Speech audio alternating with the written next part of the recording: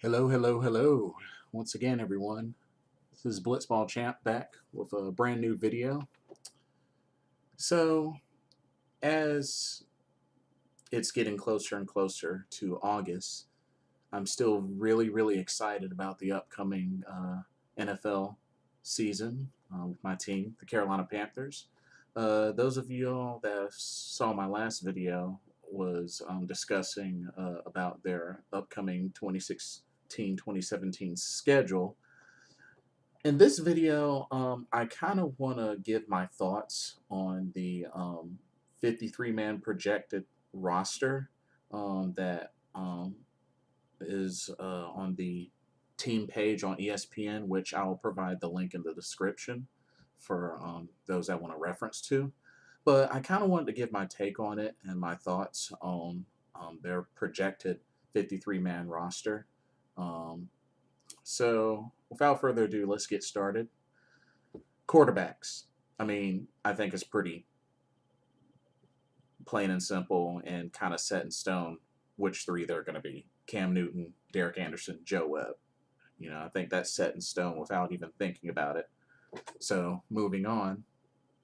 Running backs.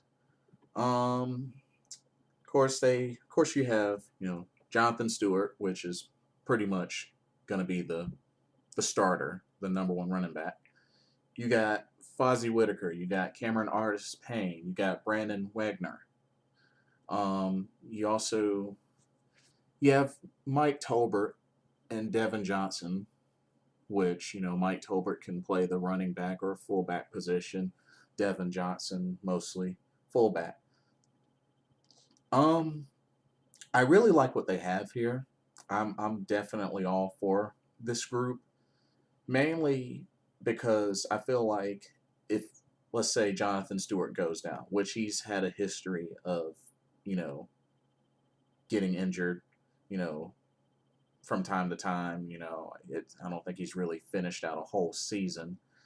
But at least you got a handful of running backs that can take over and still provide a good, solid running game. Hopefully, this season, Fozzie Whitaker can stay healthy. You got a chance to see some glimpses last season of Cameron Artis Payne and the last game of the regular season against the Buccaneers, and a little bit of Brandon Wagner, or I think I said that right. Correct me if I'm wrong. So I definitely feel like the running back situation, not in jeopardy. And of course, you can bring in Mike Tolbert, to carry a few out of the backfield, and can also play that fullback position. You also got Devin Johnson that can fill that as well. So I feel like the running game is set. So I like what they have here. Alrighty, the wide receivers. Now, here's the thing. I feel like you already know four of them are safe: Kelvin Benjamin, Devin Funchess, Ted Ginn Jr., Philly Brown. Those, I think it's safe to say, are guaranteed four that will be on the roster, barring any serious injuries or anything like that. You got those four, definitely will be on the roster. Um, there's other receivers like Kevin Norwood, Kieris Garrett, Demir Baird, Stephen Hill, and Brenton Burson. Here's the thing. They went with six, with the other two being Stephen Hill and Demir Bird. Here's my thing. I'm okay with that six, but I feel like, and the only thing while I'm mentioning Brenton Burson is the fact that he's already had a couple of years on the team. Therefore, he knows the system. So, I know he's not super reliable, super consistent, but he does know the system. So, Stephen Hill, they have a lot of high hopes for, even though he had, a ACL injury, I believe it was. He was out for the season. And then apparently this Demir Bird is supposed to be like the next Steve Smith. So, I'm okay with what they have. I just feel like with Burson on the team, at least you got somebody that's been there a few years that knows the system. But I can understand with what they're going with. So, I mean, if it was up to me, I'd probably go with Benjamin Funchess, Ginn Jr., Brown, Burson, and Demir Bird. But, they have faith in Stephen Hill. So, I mean, we'll see what happens. Uh, Tight ends.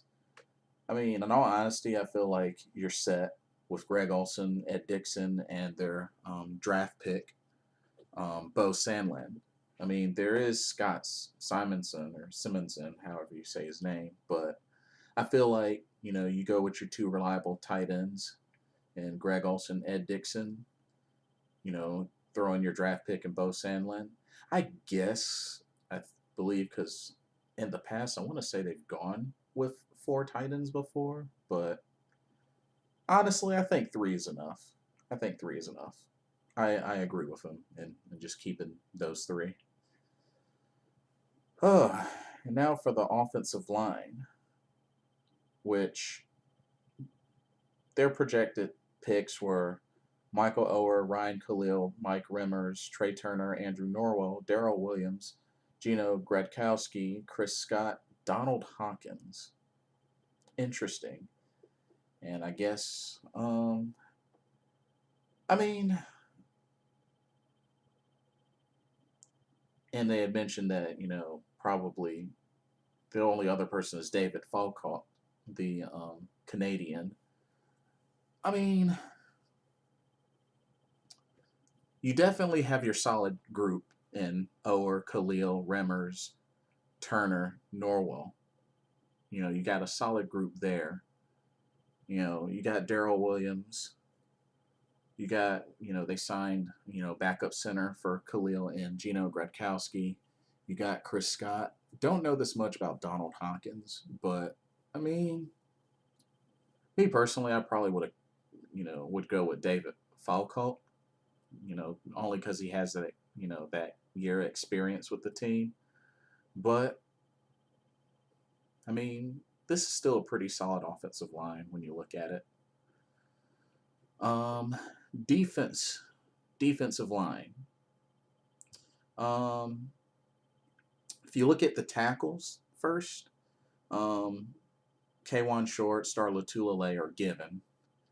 You got to consider Kyle Love because they did re-sign him. Paul Soliali, who they just signed, that was a free agent. And then you got Vernon Butler, who was their number one draft pick. Honestly, I think that's pretty solid for an army of defensive tackles that I feel like can really get the job done up the middle.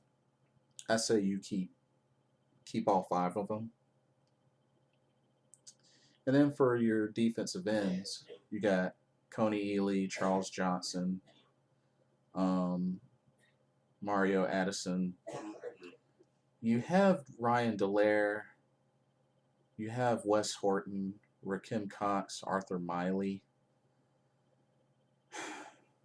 Honestly, I feel like I really feel like a good solid four out of this group.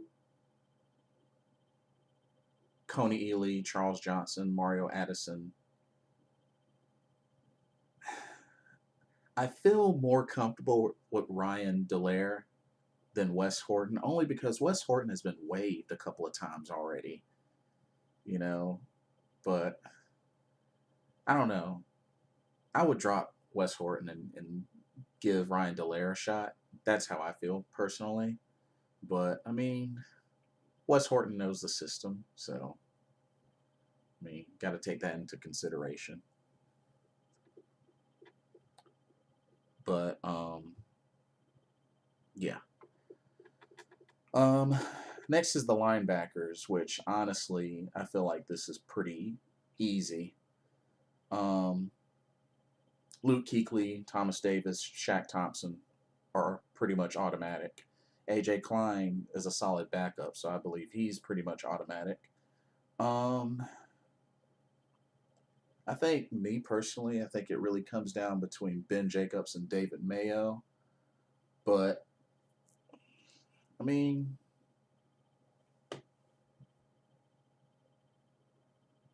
maybe if they really, really wanted to keep six linebackers, then keep Ben Jacobs and David Mayo. But I feel like if not, it's got to be one of those two that stays, and maybe Ben Jacobs because of experience maybe is the better fit. But I mean,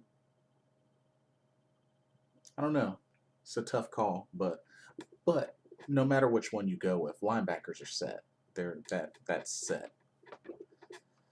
And then you have your defensive backs, which honestly I feel like this is going to be the biggest question of the team is the defensive backs, starting with the cornerbacks. So I think it's really safe to say that you already got two guaranteed spots in Bené Benwickery and Robert McLean. I think they've secured their spots by default. Um, they did sign Leonard Johnson, which provides the experience. Um, you do have Teddy Williams, which has also some experience with the team. And then you have your three draft picks in James Bradbury, Daryl Worley, and Zach Sanchez. Huh.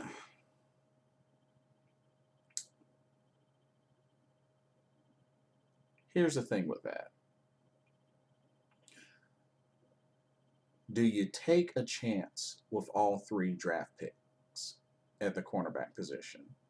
Because it's looking like what they're saying is Zach Sanchez would be the nickel spot. And the thing is, Bené Benwickery is usually at the nickel spot. But because we no longer have Charles Tillman and we no longer have Josh Norman, then, that moves Benwickery up, to outside. So, it's gonna be tough because McLean, he's usually on the outside. So,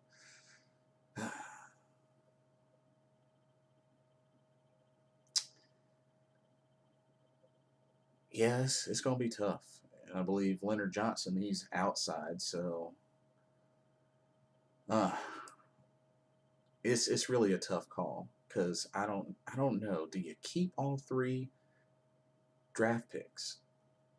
I just I don't know. I could really see them maybe dropping one of them, but I don't know. I feel like they're taking a gamble if they keep all three draft picks. But the whole idea is that they're hoping and relying on the front seven with the D line and the linebackers to really provide the biggest amount of pressure and to take, the pressure off the defensive backs. So hopefully that works out for them. And then you have the safeties, which, Trey Boston and Kurt Coleman are guaranteed. Um, you do have Colin Jones, who has a good amount of experience on the team. There's Dean Marlowe, which, you know, he's been there like for what, 2 years or something like that. They do have a Trenton Robinson that does have the experience, and a Marcus Ball that has the experience, but you can't keep too many safeties, so probably may have to go with. Mm, I feel like at least three that I do agree with the three they should keep: Trey Boston, Kurt Coleman, Colin Jones, and maybe add one more. But they said nine total. So yeah, that I think is going to be the big story of the team is the defensive backs, mainly primarily the cornerbacks. See, you already got your kicker in Graham Gano. They did sign two punters and Mike. I can't even say his last name. He came from the Chargers. I think it's Sifries. I don't know how to say it. Then Swayze Waters, which I believe came from the Canadian Football League, I believe. Um, I think you got to go with the experience. So it's pretty much a obvious decision. And then, of course, you got your long snapper and J.J. Jansen, which they extended his contract anyway. But overall, with their projected roster, I think it's a pretty solid projected roster. Like, there's only like a few things that I would change, but even in what changes I would make, I don't think you know it would pose that big of a difference.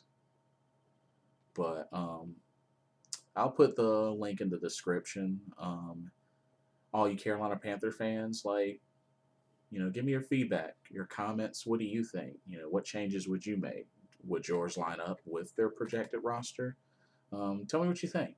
But all I know is I'm looking very forward to getting this season started and hopefully see Carolina Panthers get back to the Super Bowl and win it this time.